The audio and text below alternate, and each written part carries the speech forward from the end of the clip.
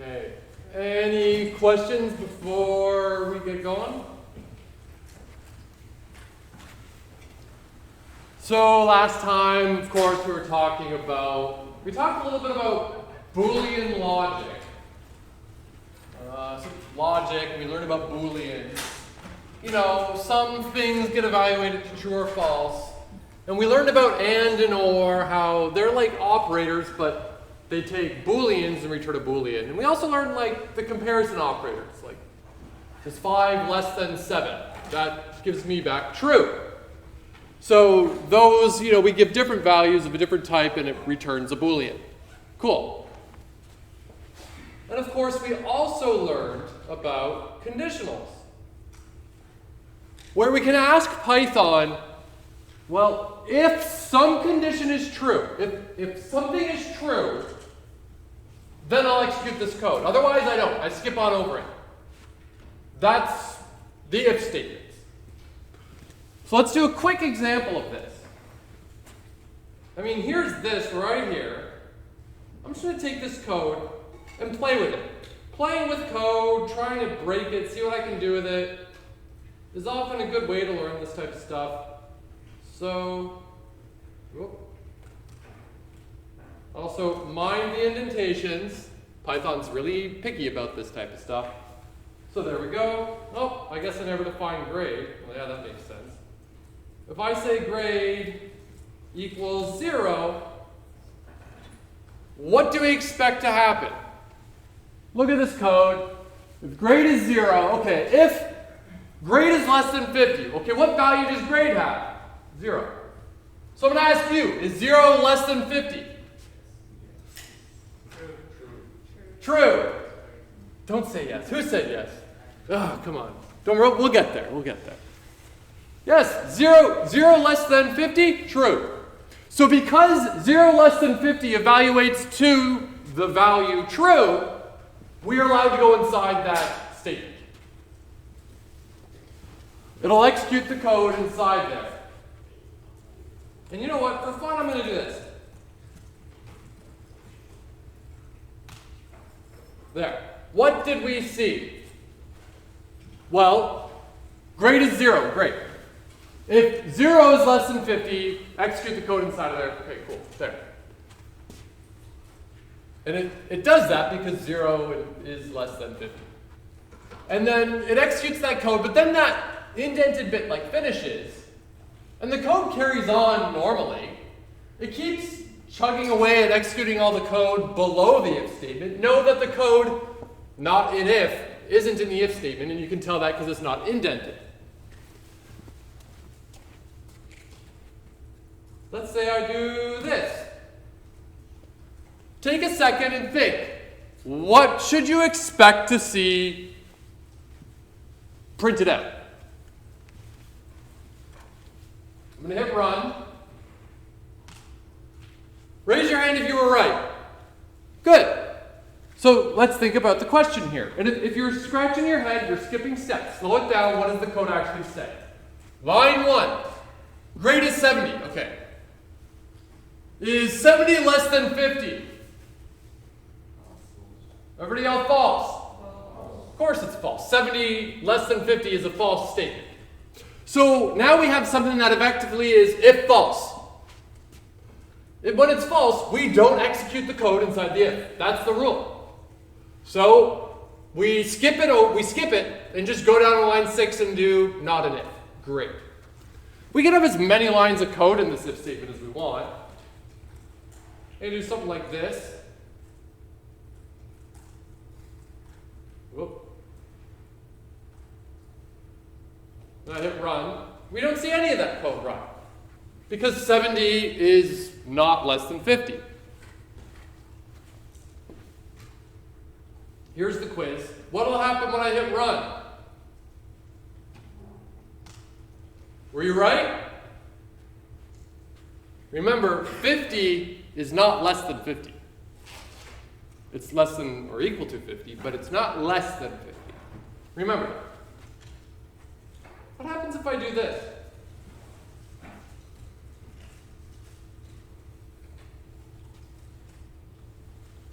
What does this code mean?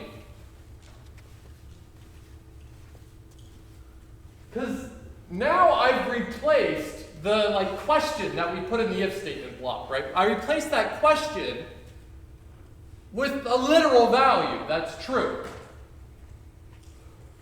Remember, the if statement only runs if the condition is true.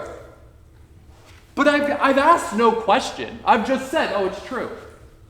So no matter what, there's no question being asked. It's always saying, if true, do this. And true is always true. So that code will always run no matter the value of grade, because grade has nothing to do with the if statement anymore. No matter what, I can make this number, and it's still going to do it. It doesn't matter. No matter what, it always executes this code. What about now? Based on the way this code is written, is it possible to get those things, those lines 4 through 10 to run? No, it's not. Because if false, false is always false. And if the thing after the if gets evaluated to false, false does get evaluated to false because it's false, then we skip over the if statement. Effectively, lines 4 through 10 are useless because they can never get run.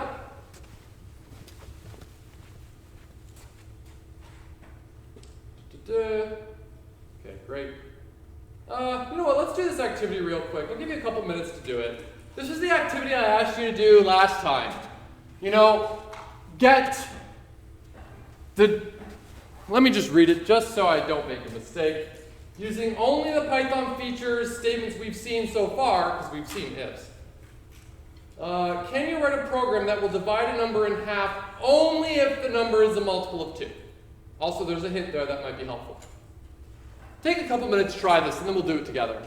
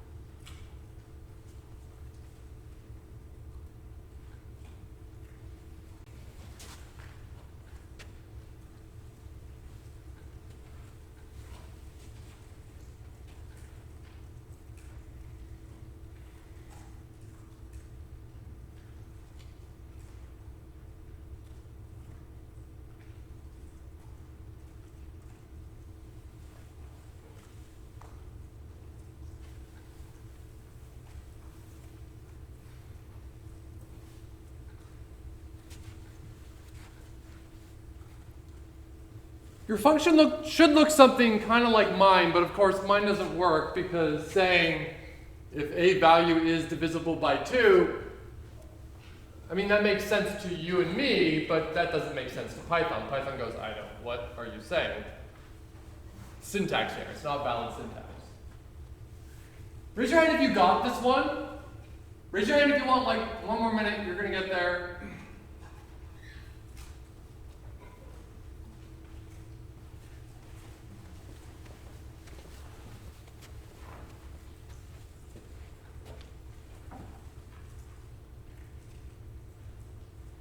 So, a lot of people probably were pretty good with coming up with something like this, but it's this line right here that's problematic because how do you check if a number is divisible by 2? Well, I'm going to show you the code and we're going to analyze it a little bit. So, I just went to Google, typed in, check if number is divisible by 2 Python. And there we go. You can simply use the percent modulus operator to check divisibility. For example, n% 2 equals 0 means n is exactly divisible by 2. Well, there's a lot of words there, and I'm not 100% sure how this percent works, but I'm going to try to use what they have, see if it works. Then, if it does work, I'm going to spend some time poking and prodding this percent sign to see if we can figure out what it does. So I'm going to just take this. Oops.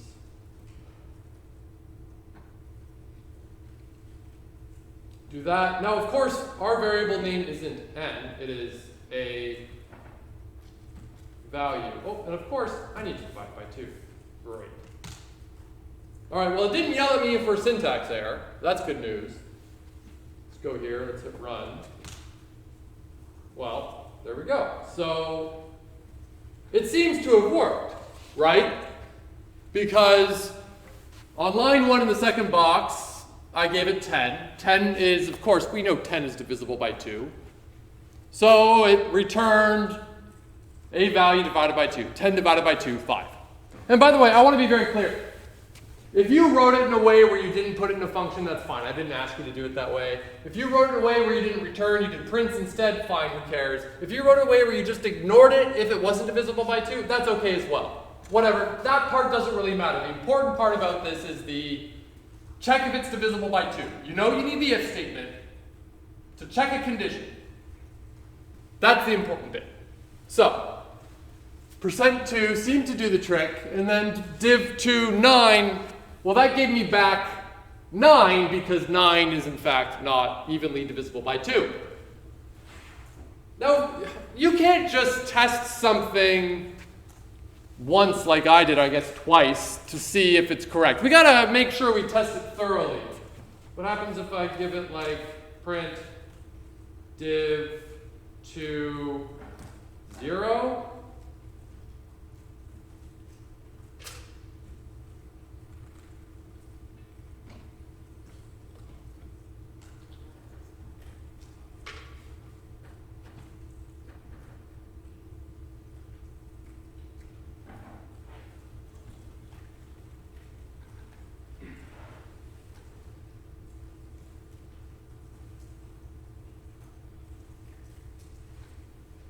There. I'm going to test it 8 different times with a bunch of different values just to see that it works in hopefully the way I want it to.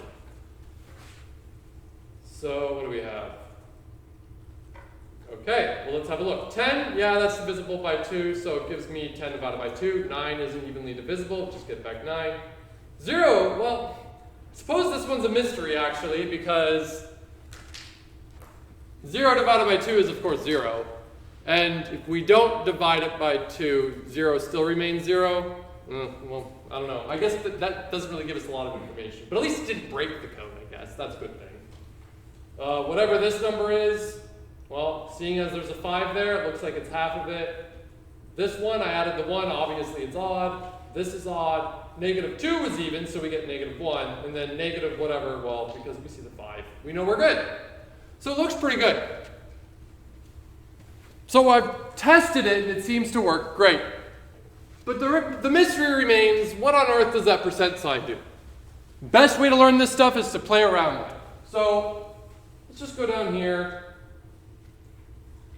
So we know, like, okay, 5% 2. Okay, let's see what happens when I do this. 0. 6% 2 is 0. I'm going to keep track of this.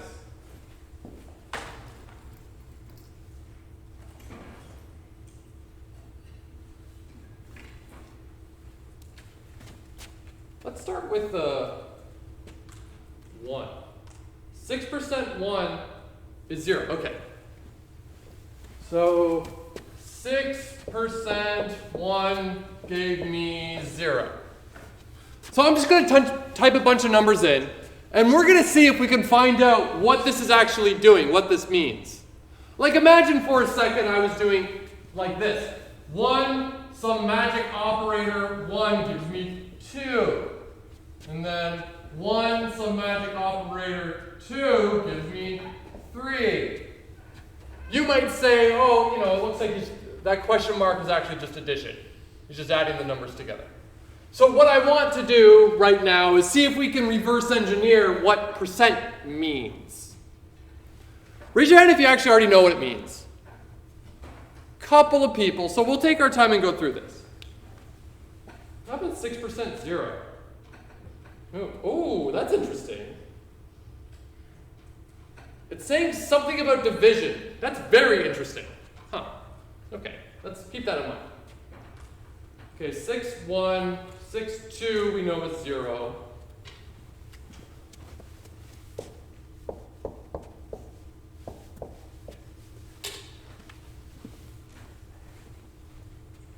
So what happens if I do the 3? Oh, 0. This doesn't seem very helpful, does it?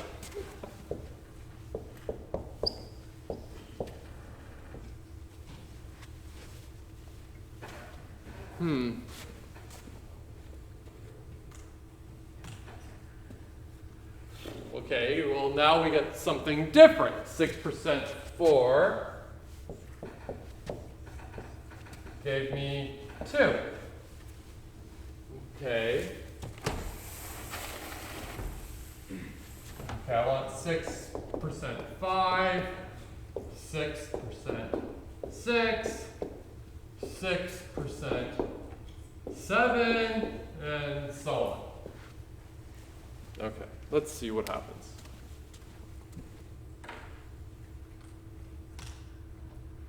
One, and then 6 is 0 again. My goodness.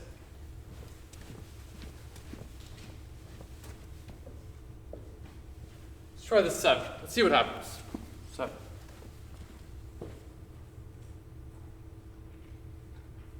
That's weird. My goodness.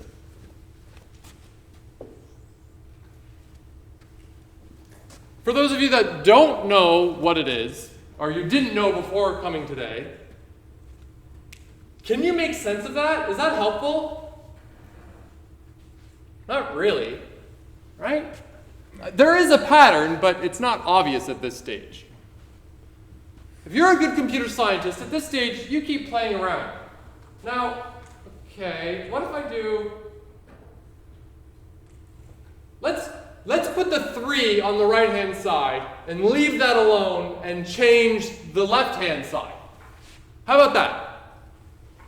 That's probably a good idea, right? So we can start here.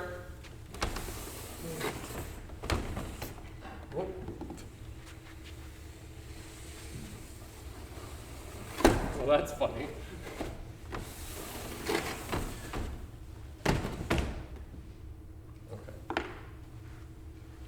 So let's start with like 0.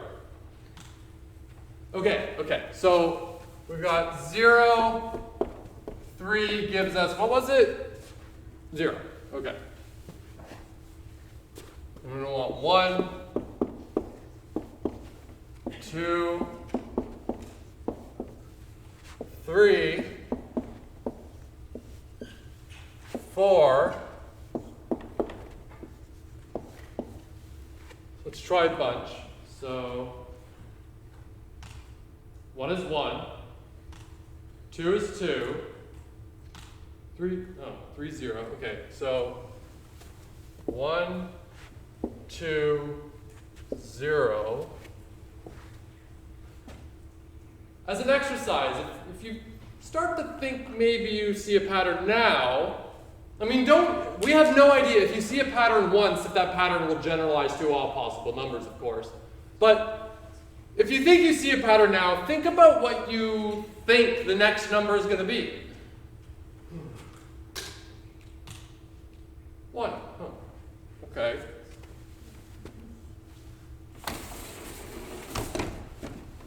So 5 mod 3, 6 mod 3, 7 mod 3, or percent, modulus, whatever.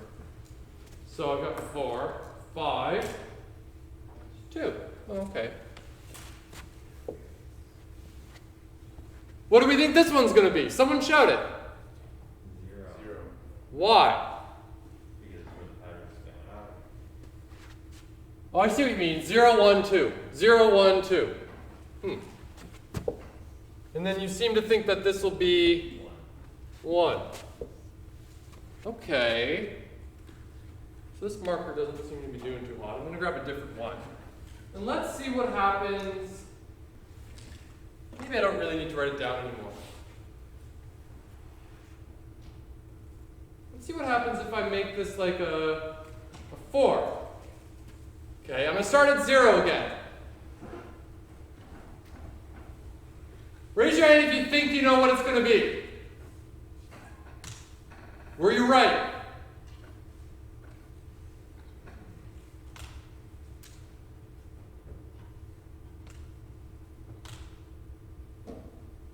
Okay, it actually seems to be following the same pattern, right?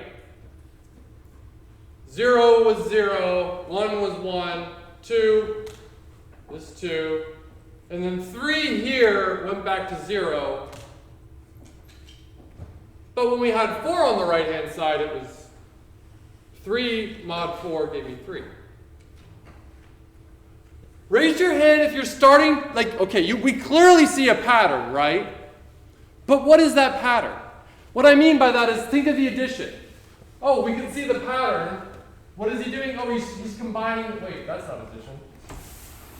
This is addition. Oh, I can see the pattern. Oh, it just means he's combining the values. Here's the pattern, but what does it mean? Can anyone, and I want to get someone who doesn't already know, like who didn't show up with knowing this information. I want someone to try to tell me what they think the pattern is.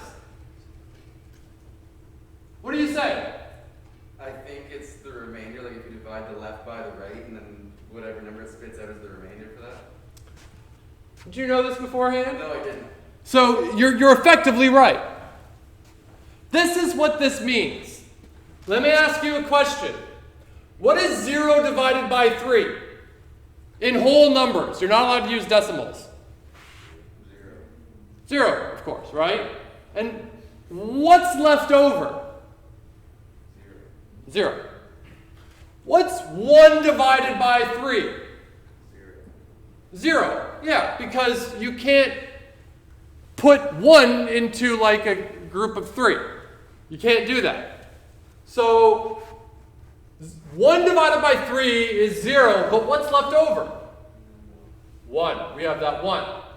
What's 2 divided by 3? 0, but we're left with 2. What's 3 divided by 3?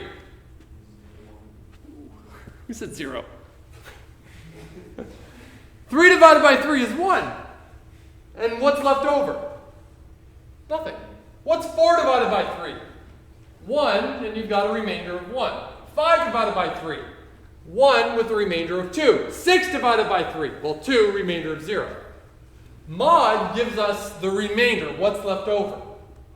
So mod is, of course, an operator we can use in a much more general situation. And it is going to come up a bunch more next semester. But as of right now, mod is really darn handy for helping us find if a number is even or odd. Basically, what I want to know is, if I divide a number by 2, and its remainder is 0, what does that mean? It's even. If I divide a number by 2 and we have 1 left over, it must be odd. Because what is 16 mod? What's 16 divided by 2? And of course there's 0 remainder. Anything divided by 2 that's even will always have 0 remainder. So if I ask the question, if we go back up here, a value mod 2, if the result of that is equal to 0, then it's even. Any questions about that? Cool. All right. We saw this before. We can, of course, compound things like if grade is less than 90 and the personality type and desired career is some value. Or we can do this as long as we want. As long as all the types and operators check out just fine and it evaluates to a Boolean, Python will be very happy. It'll let you do it. Whether you should do it, I mean, this is kind of crazy, that example. But whatever, you can do it. And of course, we saw this. I used an else here. By the way, we actually don't need an else. We could do this and it'll work. Raise your hand if you maybe have a problem with what I just said, based on what I've taught you so far about if statements. You maybe have a little problem. I think I know what your problem is. Your problem is, well, hold on. You said that if the condition is true, by the way, I need to get rid of this extra space here. It's driving me insane. If the condition is true, it executes the code in the if statement.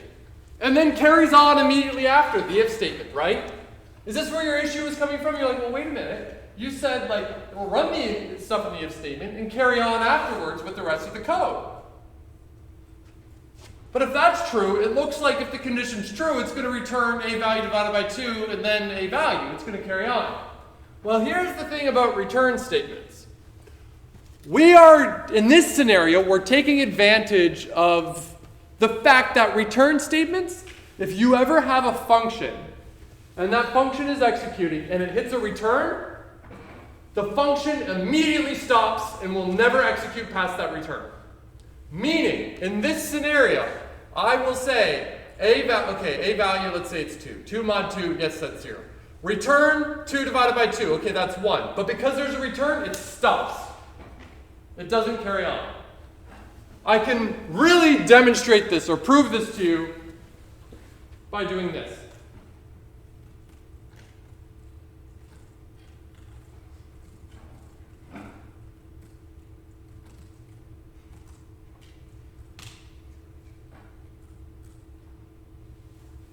It never gets run.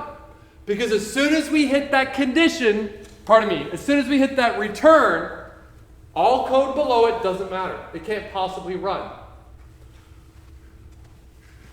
But now you may be thinking, yeah, but then how will this one ever run? Because you've got a return up here. But remember, we might not actually ever run line 3. Because if that condition is false, let's think of the flow of this algorithm. Okay, we can jump up to line 1, a value is set to 3. We ask the question, is 3 mod 2 equal to 1? No, that's false, because 3 mod 2 is 1. 1 is not equal to 1. So that means skip lines 2 and 3. Skip all the lines in the if statement. So we never execute that return. Meaning we're A-okay to jump down to line 5 and then return the value like we did in that example.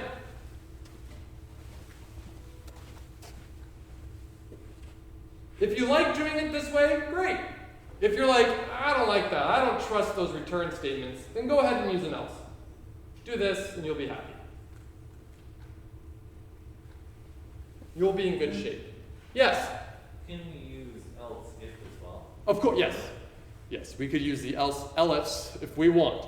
But with elifs, we might run into a bit of a problem, and maybe we'll see that today. And the bit of a problem comes up in a peculiar situation with respect to the returns and where they are and whatnot.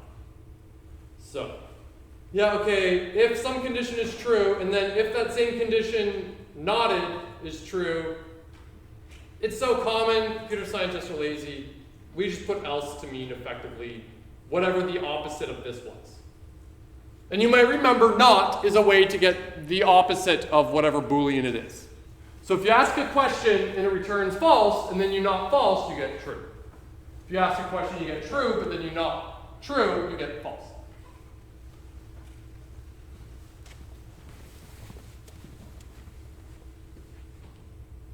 Great. We'll skip this one because it's not overly complex. Here is elifs. Elifs are kind of handy when, so like if condition, we're just checking one thing. If else, that's kind of when you've got like a decision to make where it's like either or. But what if you don't have an either or situation? What if you have a this, that, or that situation, or so on? So you could do the elifs, which if you were in lab yesterday, you probably did a bunch of these. Maybe not. But we can do this. I'm just going to take this code.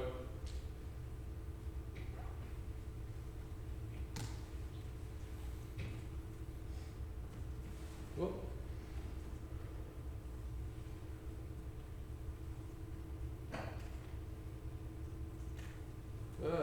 My goodness. Let's say year equals 1950. I don't know. And who cares even what's written in here? It's just for demonstration purposes. So we see I put in 1950. So let's look at this execution. It says, if year is less than 60, is 1950 less than 1960? True.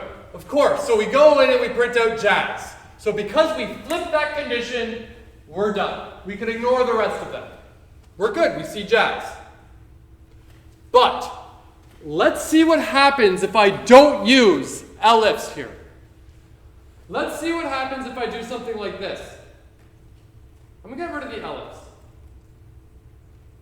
I can leave that extra else, who cares? I'm going to hit run. Uh-oh. This isn't what I wanted. I wanted it only to print out one thing.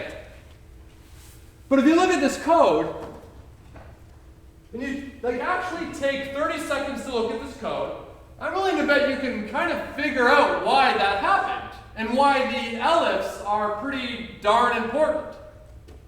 Take a second, think about it. And if you're having a hard time, you're trying to skip steps, slow it down. What does the code say?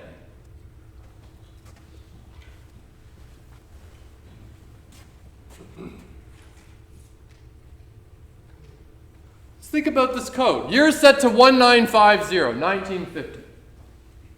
We go down to line 3. It asks the question, is year less than 1960? Everybody yell true. So we see jazz printed out. Because we're allowed to execute line 4. Then we go down to line 5 and we ask the question, oh, is a year, which is 1950, less than 1980? True. So we print out rock.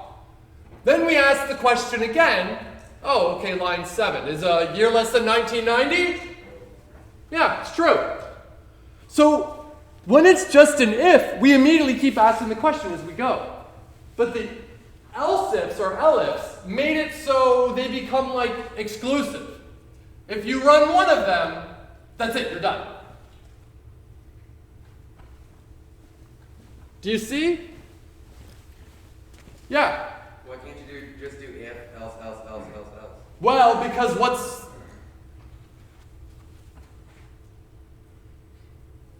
try it and we'll see what Python says to us. Or wait, if you put else, does it not check the condition beside it? Yeah, so else never checks the condition. Okay. So to do what you want to do, we do this. The else ifs. So the elifs are the way to say, is this condition true? If it is, great, run that code and then carry on line 13, but there is no line 13 in this example. Just go to the end of that block.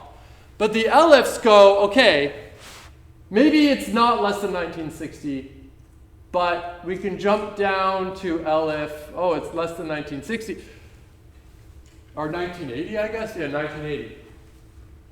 So it makes it so only one of them will ever run. Where regular old ifs, they don't get treated as like mutually exclusive. I'm seeing some glazed eyes, which concerns me. So is there any questions about this? Because now is really the time to ask.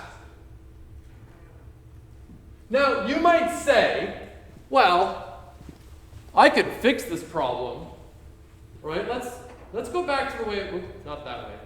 Let's go back to this, right? We saw like, okay, clearly this breaks it, but I could just change the order of these things, right? I mean, let's get rid of this last one here.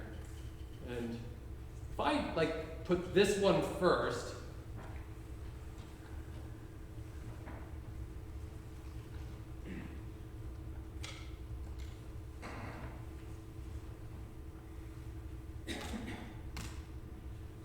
oh, I guess that didn't work either.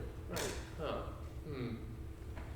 So, long story short, this is another one of those examples of. Okay, let me take a step back and show you what I.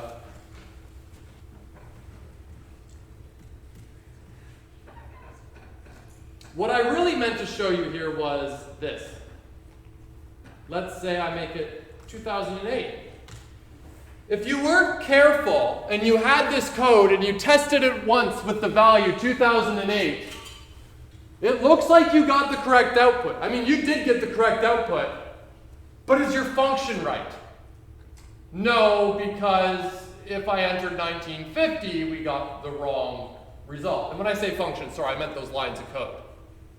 In computer science, we tend to actually become really interested in, like, we have some code, maybe it's a function.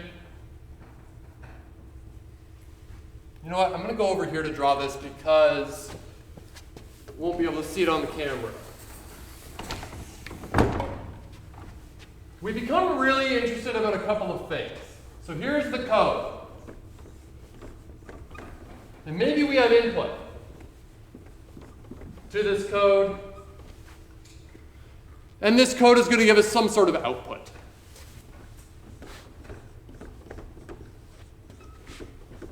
Right? In computer science, sometimes we might ask the question, oh, here's the input, here's the output I want, what should the function be? And that's kind of what I was doing here. Let's say I told you, okay, write some code to do this. That's what we're doing here. You're writing that function. And just because you put in some input and get the output you're expecting does not ever guarantee that this is correct. It means that it was right in that one time. You need to test the hell out of these things to make sure they're correct. Because in the example I just showed you, it looks like, oh yeah, okay, it ran right. It ran properly. But really it didn't, because those ifs should have been else ifs. Because if I keep testing,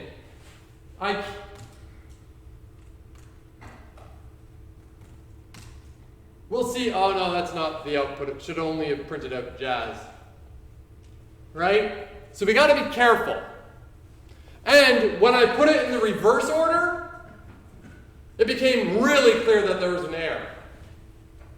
Anyways, so sometimes in computer science, I will give you the input, what I want the output to be, and I ask you to come up with the code. Right? And you got to make sure that code's correct. Because just because the mapping seems right, you're not guaranteed it's right. Sometimes what I might do is ask you, here's some input, here's some code, what output should I get? Basically, I'm asking you to execute the code as if you were the computer. And sometimes when I have a lot of fun, I might give you the code and the output, but it's your job to tell me what the input is. What input would have given me this output with this code? That's a tricky one. Or here's the super tricky one, where I give you the input, I describe the input, I describe the output, and sometimes it's abundantly clear. Sometimes I say something like, okay, I want you to write some code where you give it a year, And if it's less than this, you print out that. If it's less than that, you print out that. You know, it can be very clear. Or sometimes it's like this mod thing, where it's like, okay, so mod clearly isn't code, although we did run it in code. But this is the magic box that we want to find out. Sometimes I give you the input and the output, and you don't know what the function is, but it's your job to be the detective and find it out. Just like mod, where we tried a bunch of inputs and outputs.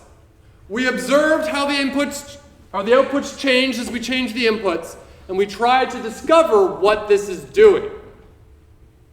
So there's a lot of things that we like to play with and explore and consider in computer science. It's not just about writing code. It's a hell of a lot more than that. Writing code is like an English major knowing how to print their name or something, you know. Computer science is a heck of a lot more than just code. Anyways, that's a long rant. LFs, great. Whatever, that's the last question. You can nest conditions, and sometimes you can avoid nesting conditions if you just use ands. But you could do something like this, where you say, okay, if x is greater than 0, and you go inside that code. So we run the first line there, if x greater than 0. So let's say x was like 4. Okay? So we go inside that. Immediately we go to the next line, which is, oh, if y is greater than 0. So we can have ifs inside of ifs inside of ifs if we want. You might say, yeah, but you could have said if x is greater than 0 and y is greater than 0 and eliminated the fact to nest them. You're right. You're absolutely right. But two ways to write the same code. In fact, does anyone know how many ways there are to solve a given problem? There's an answer to this question. Anybody know? What do you think? There is an infinite amount of ways to solve a given problem. At this stage, you know, we're learning and the problems I'm giving you are rather simple. So it might be not that uncommon for, you know, a couple people in the class to come up with very, very similar ways to solve the problem. But as these problems get more and more complex, I mean, as we approach the end of this semester, or if you're in computer science, as we approach the end of your degree, I can say to the class, here's what I want you to do. You're going to do this, that, and that. I give you an assignment. At the end of the day, I'll probably get all working assignments, and they're all going to be a little different. And they all could be 100% correct. There's never one way to solve a problem. There's an infinite number of ways to solve these problems. So that's a good thing. It's easier to find if there's more than one, right? So yeah, we can nest these things. We can nest them like this, but don't, because this is just horrible. You could do it, but don't. And libraries, Numpy. Well, we already talked about like importing stuff. Right, we know how, like, okay, well in math, we can import math, and then from math we can use like sine or square root or power of something, although we can do power with the star as well, I suppose. But anyways, from math we can do that. There's a whole bunch of other libraries like Numpy I briefly talked about before, but Numpy, that's another library. If you're a mathematician and you like Python, check out Numpy. You're probably going to really like Numpy. It's going to be really handy for a lot of number crunching you're going to do, especially if you're in algebra. You'll notice, though, in Numpy, we can have Numpy versions of types, which is a weird idea, because you might say, well, if I already have an integer, why do I need a Numpy integer? And without getting far too into the engineering back end of why that's important, there are some important technical reasons it can be beneficial. But let's have a quick little test here. And actually, I'm not sure how well this will work on Colab, but let's have a quick little test here. I'm going to say import numpy as np. Great. Remember, the as np is a way for shorthand, so if I ever want something from numpy, I can say np dot instead of numpy dot. Why? Because I am that lazy, and those three other characters are too much for me. So here I'm doing it with the actual numpy, but I'm going to say x equals np dot float t 5.5. And let's print out x and print out type of x. I'd be cautious about packing up already because you won't be paying attention. You might miss something very weird. 5.5. It's a float. It says like it's a NumPy float. I guess it's not even that special, right? It's just a float. Why is it? Oh, you know what? Here I said NumPy 32. Okay, so let's change this to NumPy 32. Okay, now it's telling me it's a NumPy float 32. Who in here is wondering, what the hell does 32 have anything to do with this? You're normal. And we'll talk about this a little bit more next class. And I could do something like 64. NumPy 64. Who here is also then like, well, okay, what the hell does 64 mean? Yeah, we'll get there in a second. But we might notice something weird. Let's see if I do, I guess I had 128 as an example. And I did 3.3, was it? Oh my gosh, what just happened? Who here looks at this code and goes, I've got a problem with this? Everyone put up your hand. You should have a big problem with this. Apparently 3.3 is 3.29999999999999998248224. Is 3.3 and 3.299999999 equivalent? No. Those aren't the same thing. What's going on? See what happens if I change this back to 64. Okay, weirdly it's fine at 64, but I have a feeling it's actually doing some tricks in the back end. Yeah. Let's go to 128 again. What's going on there? I guess I get to leave you with this over the weekend for you to ponder some of the mysteries of the universe. But there's a really good reason for this. Let me ask you a really quick question, okay? We're all familiar with integers, right? Integers are like those whole numbers, minus, positive, 0. Let me ask everybody in the class, what comes after 1? 2. What comes after 2? What comes after 4? This isn't hard, right? That's with nice integers. Now let's throw integers away and realize that we live in a world where, not everything's this nice discrete thing. I might measure something and the value is like 2.475 or something, right? Like we've got decimals. We've got real numbers now. You might remember the real number system. That's basically all the possible numbers with like decimals, right? That's like the biggest category we're talking about typically. So if we're thinking real numbers, what comes after 1? What, you don't know? 1.001. Yeah, because you might say 2, but I could say, 1.1 comes before that. And then you back there says, yeah, but 1.01 comes before that. And then you over there might say 1.000001 comes before that, and so on. It's kind of weird, right? Let me put it this way. How many integers are there? There's an infinite number of them, right? I mean, how do we know? Well, let's say you say there's the largest number in the world. 10 bajillion. I can say 10 bajillion and 1 is bigger, so you're wrong. It just keeps going. Which is also true for real numbers, right? It keeps going as the numbers get bigger and bigger and bigger. But also, weirdly, we can play this game with real numbers by adding more like 0.000s. Right? There's how many numbers are there between how many numbers are there between 1 and 2 in the real number system? Seems like we can play, yeah. We'll pick up there on Tuesday.